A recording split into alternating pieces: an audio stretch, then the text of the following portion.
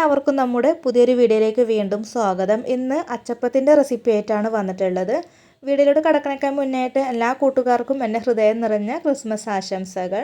അപ്പോൾ നല്ല മൊരിഞ്ഞിട്ടുള്ള നല്ല ടേസ്റ്റി ആയിട്ടുള്ള അച്ചപ്പം എങ്ങനെ തയ്യാറാക്കിയിട്ട് എടുക്കാമെന്ന് നോക്കാം. ബേക്കറിയിൽ നിന്നൊക്കെ വാങ്ങിക്കാൻ കിട്ടുന്ന അച്ചപ്പത്തിനേക്കായി നല്ല രുചിയുള്ള അച്ചപ്പമാണ് ഇട്ടത്. അപ്പോൾ നമുക്ക് വളരെ ഈസി ആയിട്ട് ഇത് എങ്ങനെ തയ്യാറാക്കിയിട്ട് എടുക്കാമെന്ന് നോക്കാം. അപ്പോൾ ഈ ഒരു അച്ചപ്പം ഉണ്ടാക്കിയെടുക്കാനായിട്ട് ഞാനിവിടെ 1/4 കപ്പ് അളവിൽ അരിപ്പൊടിയാണ് എടുത്തിട്ടുള്ളത്. ഒരു പാത്രത്തിൽ ഇട്ട് കൊടുക്കുന്നുണ്ട്. നല്ല വറുത്ത അരിപ്പൊടി വേണം കേട്ടോ എടുക്കാനായിട്ട്. നൈസ് പൊടി ഉണ്ടല്ലോ, ഇടിയപ്പത്തിനും പത്തിരിക്കൊക്കെ എടുക്കുന്ന പൊടി, ആ ഒരു പൊടി വേണം കേട്ടോ അതിനായിട്ട് എടുക്കാൻ. ഇനി ഇതിലോട്ട് ഞാൻ ഒരു കോഴിമുട്ടയാണ് പൊട്ടിച്ചിട്ട് ഒഴിച്ച് കൊടുക്കുന്നത്. കൂടെ തന്നെ ഒരല്പം ഉപ്പ് ചേർത്ത് കൊടുക്കുന്നുണ്ട്. ഒരു 1/4 ടീസ്പൂൺ അളവിലാണ് ഉപ്പിട്ട് കൊടുത്തിട്ടുള്ളത്. ഇനി ഇത് നന്നായിട്ടൊന്ന് മിക്സ് ആക്കിയിട്ട് എടുക്കാം. ഉപ്പും മുട്ടൊക്കെ ചേർത്തിട്ട് നന്നായിട്ടൊന്ന് മിക്സ് ആക്കിയിട്ട് എടുത്തു കഴിഞ്ഞാൽ പിന്നെ നമുക്കിതിലേക്ക് ചേർത്ത് കൊടുക്കേണ്ടത് തേങ്ങാപ്പാലാണ് കേട്ടോ. ഈ ഒരു പൊടി നമ്മൾ കലക്കിയിട്ട് എടുക്കേണ്ടത് തേങ്ങാപ്പാലാണ്. അച്ചപ്പത്തിന് മാവ് റെഡിയാക്കിയിട്ട് എടുക്കുമ്പോൾ അതിലോട്ട് വെള്ളമൊന്നും ഒഴിച്ച് കൊടുക്കുകയൊന്നും ചെയ്യരുത്. തേങ്ങാപ്പാൽ തന്നെ വേണം കേട്ടോ ഒന്ന് കലക്കിയിട്ട് എടുക്കാനായിട്ട്. അപ്പോൾ ആദ്യം ഞാനിതിലേക്ക് 1 കപ്പ് തേങ്ങാപ്പാലാണ് ഒഴിച്ച് കൊടുക്കുന്നത്. 1 കപ്പ് തേങ്ങാപ്പാൽ ആദ്യം ഒഴിച്ച് കൊടുത്തിട്ട് നന്നായിട്ടൊന്ന് മിക്സ് ആക്കിയിട്ട് എടുത്തു കഴിഞ്ഞാൽ പിന്നെ ഞാൻ വീണ്ടും ഒരു 3 ടേബിൾ സ്പൂൺ അളവിൽ കൂടെ തേങ്ങാപ്പാൽ ഇതിലേക്ക് ഒഴിച്ച് കൊടുക്കുന്നുണ്ട്.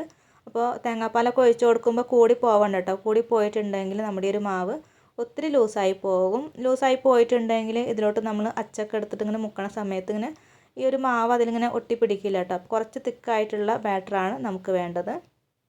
തേങ്ങാപ്പാലൊക്കെ ഒഴിച്ച് കൊടുത്തിട്ട് നന്നായിട്ടൊന്ന് മിക്സ് ആക്കിയിട്ട് എടുത്തു കഴിഞ്ഞാൽ പിന്നെ അതിലേക്ക് നമുക്ക് പഞ്ചസാര ചേർത്ത് കൊടുക്കാം. 1/2 കപ്പ് പഞ്ചസാരയാണ് കേട്ടോ ഞാനിവിടെ ഇട്ട് കൊടുത്തിട്ടുള്ളത്. അത്യാവശ്യം നല്ല മധുരമുണ്ട്.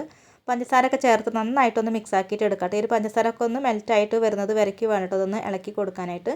ഈ ഒരു ബാറ്റർ നമ്മൾ റെസ്റ്റ് ചെയ്യാൻ വെക്കേണ്ട ആവശ്യമൊന്നുമില്ല കേട്ടോ. റെഡി ആക്കി ഉടനെ തന്നെ നമുക്കിത് വെച്ചിട്ട് അച്ചപ്പൊക്കെ തയ്യാറാക്കിയിട്ട് എടുക്കാം. അപ്പോൾ ഈ ഒരു പഞ്ചസാര നന്നായിട്ടൊന്ന് മെൽറ്റായിട്ട് വരുന്നത് വരയ്ക്ക് ഇതൊന്ന് ഇതുപോലെ ഒന്ന് ഇളക്കി കൊടുക്കാം.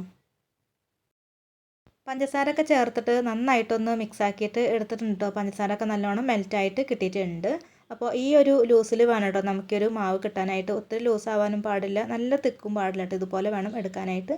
ഇനി ഇതിലേക്ക് നമുക്ക് 1/2 ടീസ്പൂൺ അളവിൽ കരിഞ്ജീരകമാണ് ചേർത്ത് കൊടുക്കേണ്ടത്. ഈ ഒരു കരിഞ്ജീരകം കൂടെ ചേർത്ത് നന്നായിട്ടൊന്ന് മിക്സ് ആക്കിയിട്ട് എടുത്തു കഴിഞ്ഞാൽ പിന്നെ നമുക്ക് ഇത് വെച്ചിട്ട് അച്ചപ്പം തയ്യാറാക്കിയിട്ട് എടുക്കാം. അച്ചപ്പം ചുട്ടെടുക്കാൻ വേണ്ടിയിട്ട് ഞാനിവിടെ ചീനച്ചട്ടിയിൽ എണ്ണ വെച്ചിട്ടുണ്ട് കേട്ടോ. നന്നായിട്ട് ചൂടാക്കിയിട്ട് എടുക്കണം. അപ്പോൾ ഈ ഒരു അച്ചും ഞാനിതിലേക്ക് ഇറക്കി വെച്ച് കൊടുത്തിട്ടുണ്ട്.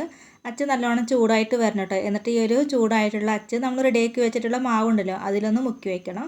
ഒരു സെക്കൻഡോളം ഒന്ന് മുക്കി വയ്ക്കുക കേട്ടോ. അപ്പോഴേക്കും ഇതിൽ നന്നായിട്ട് ഇങ്ങനെ ഈ ഒരു മാവൊക്കെ ഇങ്ങനെ പറ്റി പിടിച്ചിട്ടുണ്ടാവും. ഇനി ഇത് ചൂടായിട്ടുള്ള എണ്ണയിലേക്ക് ഒന്ന് വെച്ച് കൊടുക്കാം. അച്ച് എണ്ണയിലൊക്കെ വെച്ചിട്ട് നന്നായിട്ട് ചൂടാക്കിയിട്ട് എടുത്താൽ മാത്രമാണ് കേട്ടോ ഈ ഒരു അച്ചിൽ മാവൊക്കെ ഇങ്ങനെ ഒട്ടിപ്പിടിച്ചിരിക്കുള്ളൂ.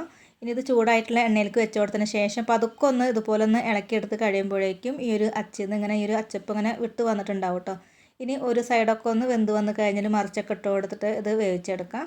അപ്പോൾ അത് ഒത്തിരി തന്നെ കളർ മാറാനായിട്ട് വെയിറ്റ് ചെയ്യേണ്ട. അത് ചൂടാറി കഴിഞ്ഞാൽ വീണ്ടും ഒന്നും കൂടെ ഡാർക്ക് കളറായിട്ട് വരും. അപ്പോൾ നമ്മൾ ഫസ്റ്റത്തെ അച്ചപ്പം റെഡി ആയിട്ട് വന്നിട്ടുണ്ട്. ഇനി ബാക്കിയുള്ളതും ഇതുപോലെ തന്നെ നമുക്ക് റെഡിയാക്കിയിട്ട് എടുക്കാം കേട്ടോ. പിന്നെ നമ്മൾ ഓരോ പ്രാവശ്യം അച്ചപ്പം ഉണ്ടാക്കിയെടുക്കുന്ന സമയത്ത് ആ ഒരു അച്ച് എണ്ണയിൽ നിന്ന് എടുക്കേണ്ട ആവശ്യമില്ല കേട്ടോ. അതൊരു സൈഡിലേക്ക് മാറ്റി വയ്ക്കാം. അപ്പോൾ അച്ചപ്പം വെന്ത് വരുന്ന സമയത്ത് ഈ ഒരു അച്ച് നന്നായിട്ട് ഇങ്ങനെ ചൂടായിട്ടൊക്കെ കിട്ടും. അപ്പോൾ പെട്ടെന്ന് നമുക്ക് ഈ ഒരു മാവിൽ മുക്കിയിട്ട് അച്ചപ്പം റെഡിയാക്കിയിട്ട് എടുക്കാവുന്നതാണ്. അച്ചപ്പം നമ്മൾ റെഡിയാക്കിയിട്ട് എടുക്കുന്ന സമയത്ത് ഫസ്റ്റത്തെ 1-2 നാശമായി പോകട്ടെ. അങ്ങനെ പൊട്ടിയിട്ടൊക്കെ പോകും, കറക്റ്റായിട്ട് കിട്ടിയില്ല. അപ്പോൾ നിങ്ങൾ പേടിക്കണ്ട കേട്ടോ. മാവ് നാശമായി ഒന്നും ചെയ്യാൻ പറ്റില്ല എന്നൊന്നും കരുതിയിട്ട് വിഷമിക്കണ്ട കേട്ടോ. 2 നാശമായാലും കുഴപ്പമൊന്നുമില്ല. പിന്നീട് ഉണ്ടാക്കിയിട്ട് എടുക്കുന്നത് കറക്റ്റായിട്ട് വരും കേട്ടോ. അപ്പോൾ എനിക്ക് 2 നാശമായിട്ടുണ്ടായിരുന്നു. 3ാമത് ഉണ്ടാക്കിയപ്പോഴാണ് കേട്ടോ കറക്റ്റ് ഷേപ്പിൽ കിട്ടിയിട്ടുള്ളത്. അപ്പോൾ നമ്മുടെ അച്ചപ്പെല്ലാം ഞാനിവിടെ ഫ്രൈ ചെയ്തിട്ട് എടുക്കുകയാണ് കേട്ടോ. അപ്പോൾ നമ്മുടെ വളരെ ടേസ്റ്റി ആയിട്ടുള്ള ഈ ഒരു അച്ചപ്പം ഇവിടെ റെഡി ആയിട്ട് വന്നിട്ടുണ്ട് കേട്ടോ. നല്ല ക്രിസ്പിയാണ്, അതുപോലെ തന്നെ കഴിക്കാൻ നല്ല സ്വാദുള്ള അച്ചപ്പമാണ്. തീർച്ചയായിട്ടും എല്ലാവരും ട്രൈ ചെയ്ത് നോക്കണേ. ഉണ്ടാക്കി നോക്കിയിട്ട് അഭിപ്രായങ്ങളൊക്കെ അറിയിക്കാനും കൂടെ മറക്കരുത് കേട്ടോ. അപ്പോൾ ഇന്നത്തെ വീഡിയോ അത്രേ ഉള്ളൂ. എല്ലാവരും ഒന്ന് ലൈക്ക് ചെയ്യുക, ഷെയർ ചെയ്യുക, കമൻറ്റ് ചെയ്യുക. നമ്മുടെ ചാനൽ ആദ്യമായിട്ട് കാണുന്ന കൂട്ടുകാരൊക്കെ ഉണ്ടെങ്കിൽ ചാനൽ ഒന്ന് സബ്സ്ക്രൈബ് ചെയ്യുക. അപ്പോൾ എല്ലാവർക്കും ഒരിക്കൽ കൂടി ഹാപ്പി ക്രിസ്മസ്. താങ്ക്